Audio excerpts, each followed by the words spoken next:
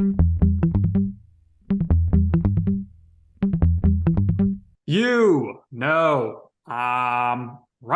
The podcast that uncovers the origin stories of some of the biggest names in sports, media, entertainment, entrepreneurship, and so much more.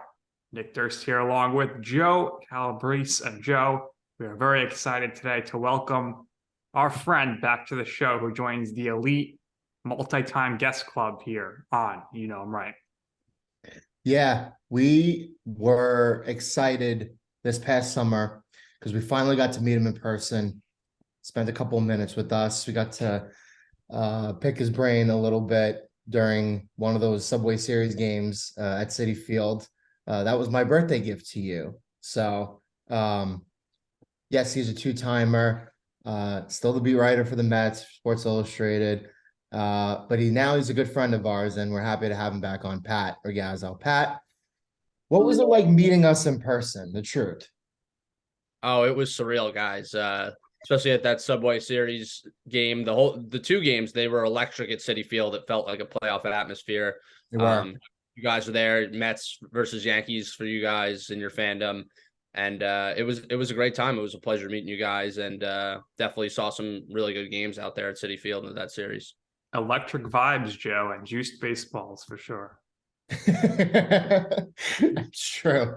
So Nick and I, we're definitely going to be back in Queens. I mean, him and I, we have this thing set up where I don't mind going out to Citi Field for one Yankees-Mets game a year. Hopefully, we could do the same thing this year. I don't know, Joe. I might be going on strike this season. I mean, I told you and Nino in the car as we went home as the Mets season ended and game 3 against the Padres. I said, I'm done. I'm not going back next season. That was brutal. But I was a team player. I was rooting for the Mets. Unfortunately, it didn't end the way you wanted it to. But Nick and I, we have no problem coming out to Queens. So now I got to talk about Jersey, particularly the Jersey Shore, because I wasn't there last summer, Pat, and definitely need to meet up and hang out there. Hopefully this one time this summer when you have some free time. But did you go last year at all, or do you plan on going this year? I didn't go to any of the bars last summer, actually. Did the rental house in 2021, was a regular at DJ's, Osprey, Parker House. This year did not have the rental house, and I was traveling a lot more with the Mets and doing a lot more games this summer. So I did make it to Seaside Park. My cousins have a house there, so I went there a couple times. But beyond that, no, I miss those shore bars, and we definitely got to go back. We should go back together. I only did Point Pleasant once. That was a Tiki Monday, so I didn't really have any time to go either. I'm very proud of the two of you. You finally grew up, and you're not going to the box at the Jersey Shore anymore. Well, his job takes priority. So of course, and so does yours, Joe. You're a busy guy. You did a lot of traveling over the summer, though. So what can we say? But Pat did some traveling as well. So Pat, tell us the coolest road trip you got to go on last season covering the Mets. I liked going we did a 7-game road trip in Philly and DC that I went on. That's when the Mets had their epic 6-run comeback in the 9th inning against the Phillies on Cinco de Mayo. We also had back-to-back rainouts in that series. So it turned into a 6-game road trip because one of the games got pushed back to August. But had Friday and Saturday off, got to explore around Philly a little bit, meet up with some friends, go out, and then also, still cover baseball and enjoy myself there.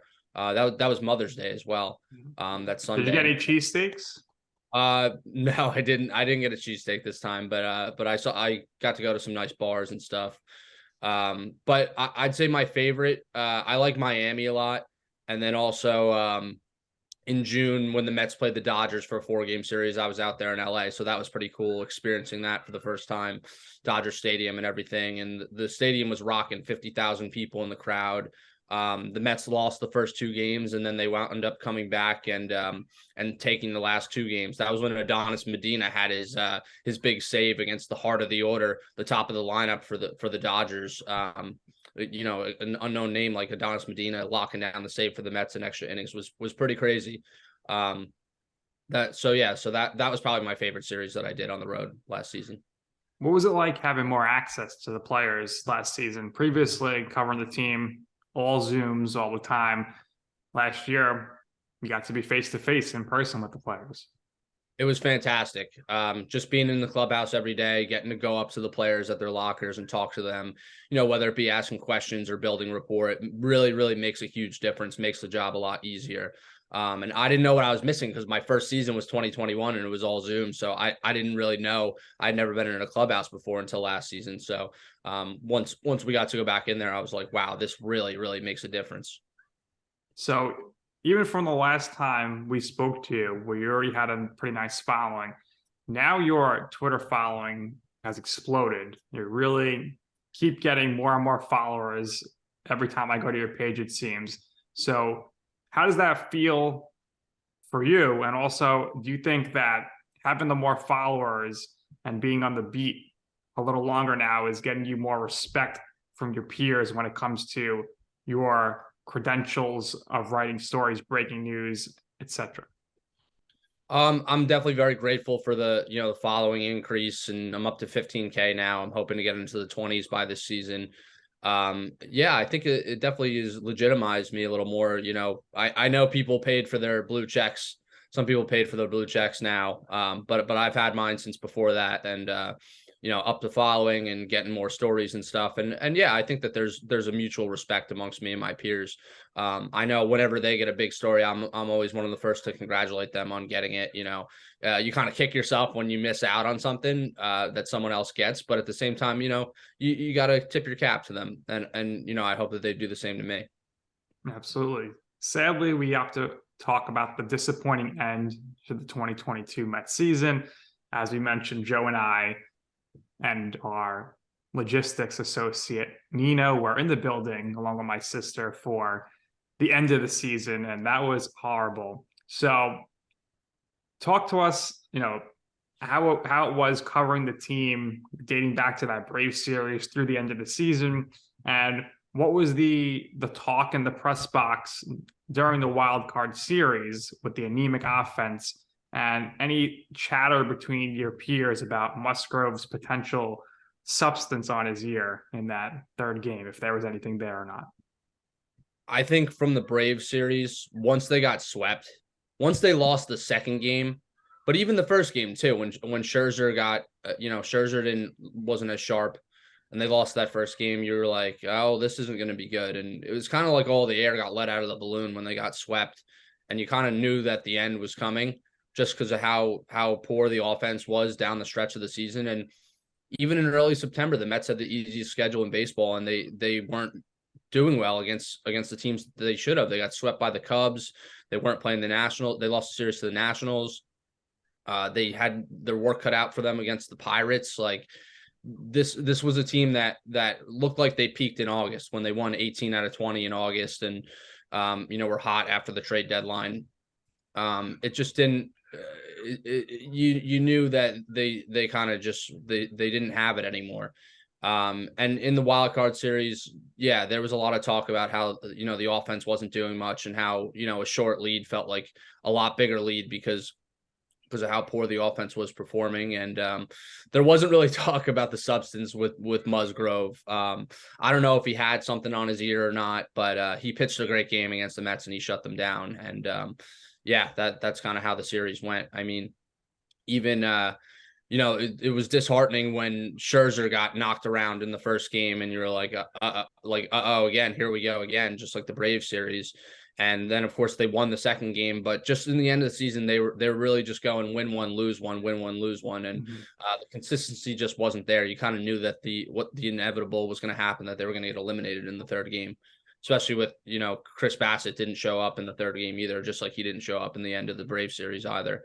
So now the Mets, they've moved on. They've replaced guys. They replaced DeGrom, replaced Bassett, Taijuan Walker. So we're going to see if this pitching staff is better than the one they had last year.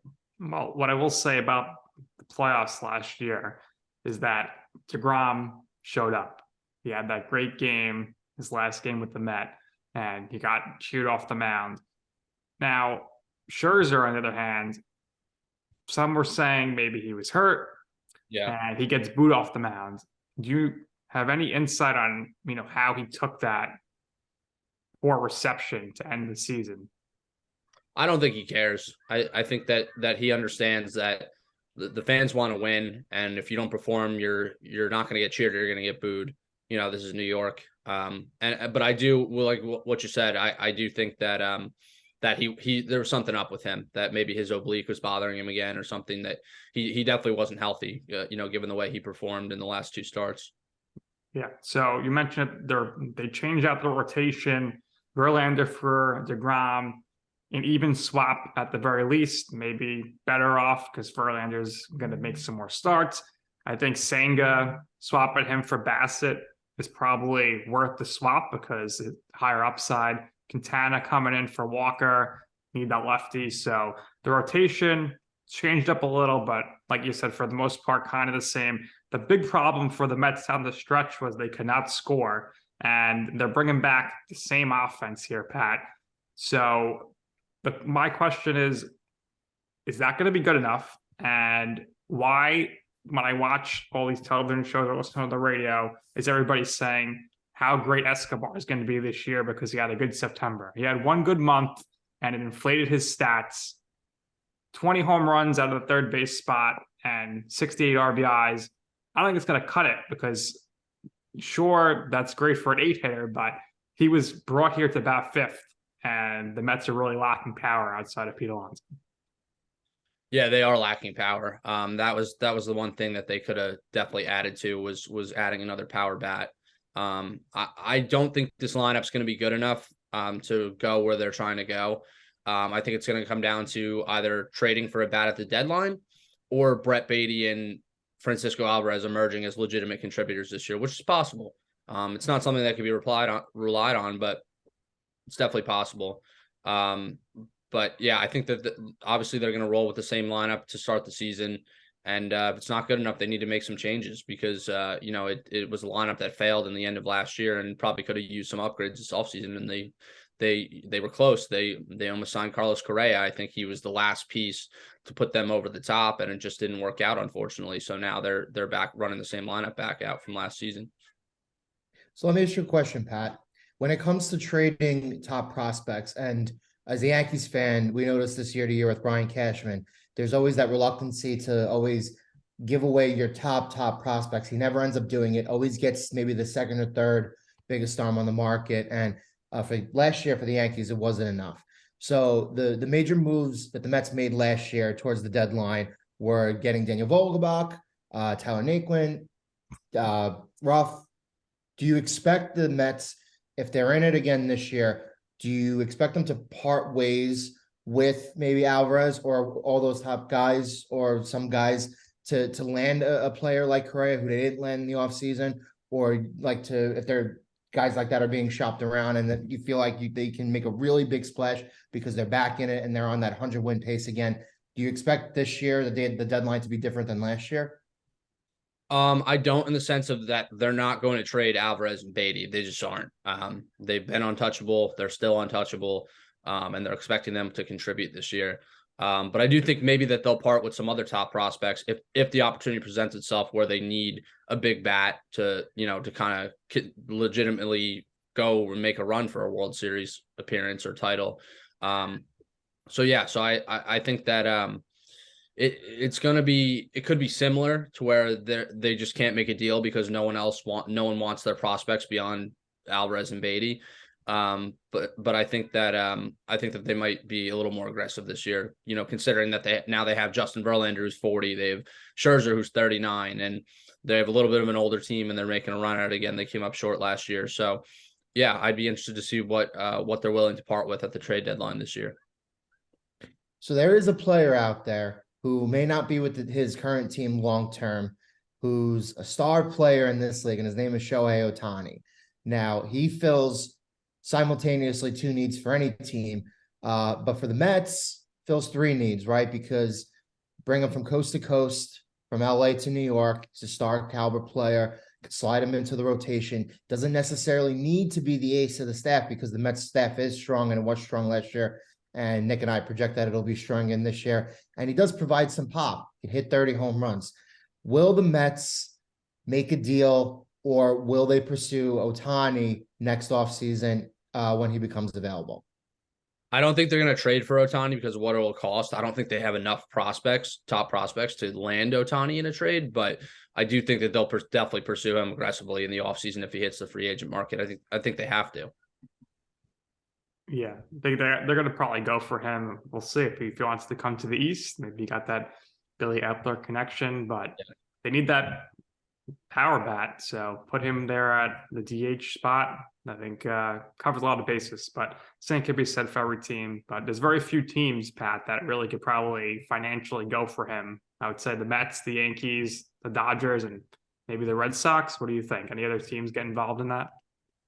Maybe the San Francisco Giants. I mean, they have the money to do so. Yeah. Of course, they whiffed twice on Judge and Correa this offseason, and they're looking for star power.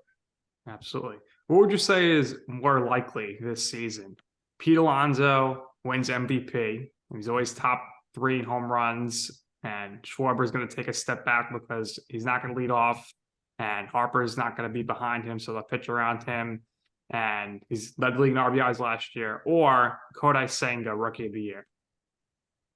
Oh, I'd say probably Kodai Senga, Rookie of the Year. There's some really good players in the National League. Pete's one of the best players in the National League, but I don't think he's going to win the MVP. You got Paul Goldschmidt, who won it last year, who's great, obviously, and you have some other players too, Bryce Harper, just to name a few. I think that Senga, there's probably a stronger chance that Senga wins Rookie of the Year this year. All right, Senga is going to be probably the most intriguing player to watch this season in the league for sure. What cities would you love to go to cover the Mets on a road trip?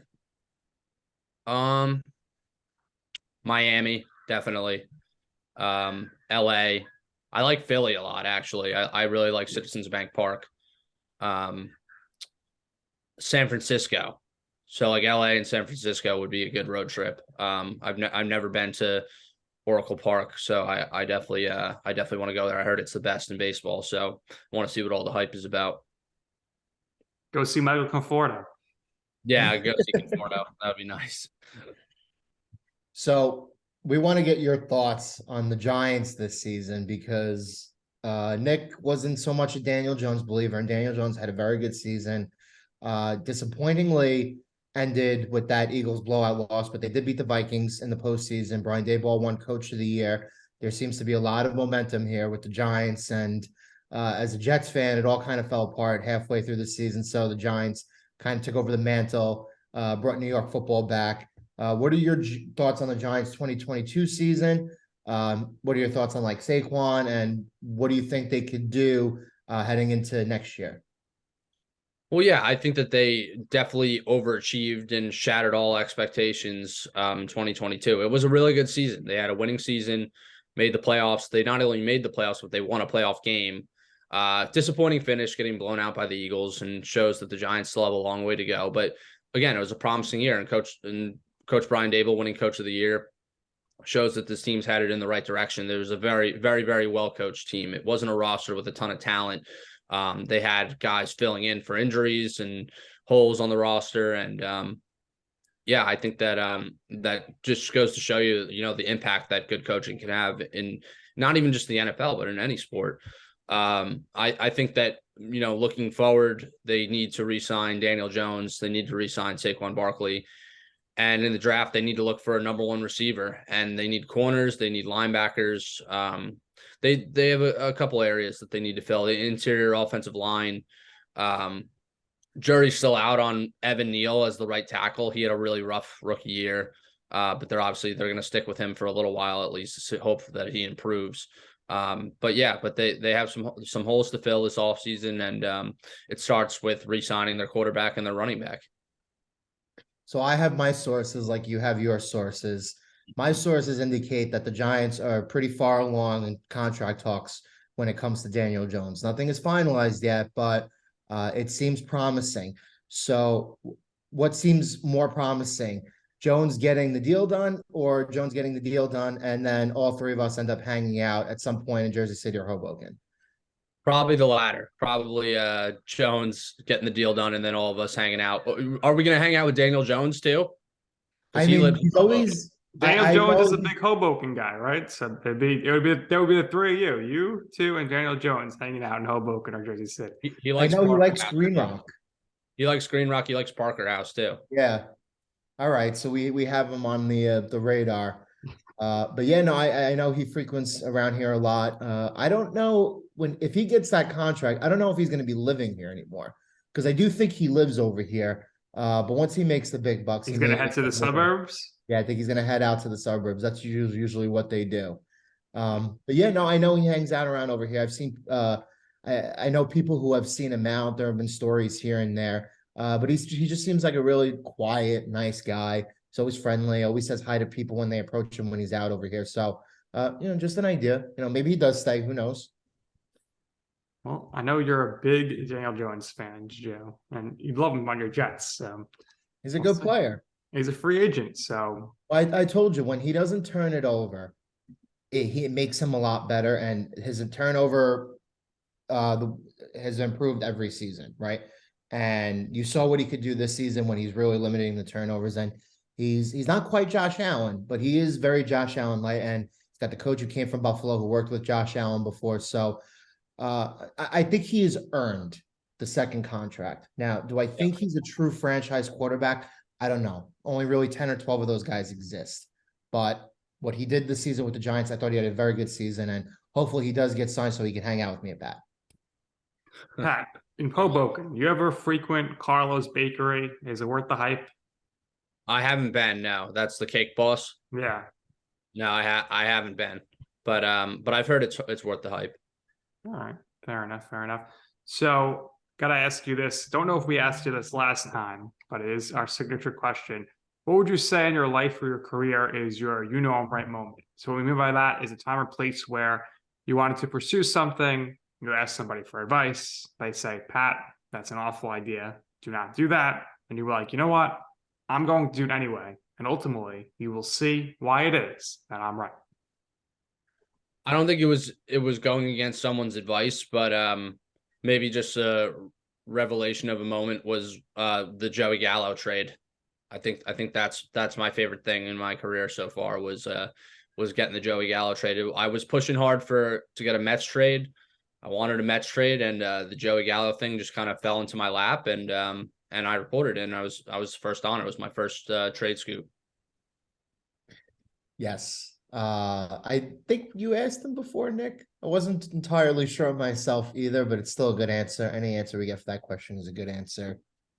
One thing has changed though since the last time you were here. Nick has me asking this question now because he loves when I ask it. Now, quickly, I'm an astrology guy, which is weird, because dudes aren't really astrology guys. But I always ask this now for our guests at the end of the show. Pat, I don't know your birthday. We don't know your birthday, but what is your astrology sign, your zodiac sign? My birthday's in the end of May. So, what sign is that? I'm not sure. Gemini. I'm a Gemini. Okay, so I'm a Gemini. So Nick is May 25th. I have a cousin who's May 29th, which was I'm May 23rd. Okay, so you're in right around there. Beginning of Gemini season. The beginning of Gemini season. I like Geminis. They're good communicators, but they have, just like their sign represents the twins, there are two sides to them, right? So a lot of them have a public side and a personal side, and they're very different. And there's always not necessarily conflicting, but just internally two sides to them. But you're also an air sign, so air signs are usually gifted communicators, right? So we kind of see that with Nick. That's why you're in the field that you're in, as a beat reporter and a writer. But yeah, no. So if anything, you do relate to that stuff at all, because sometimes the mainstream stuff is like BS, right? But a lot of it is true from what I've noticed.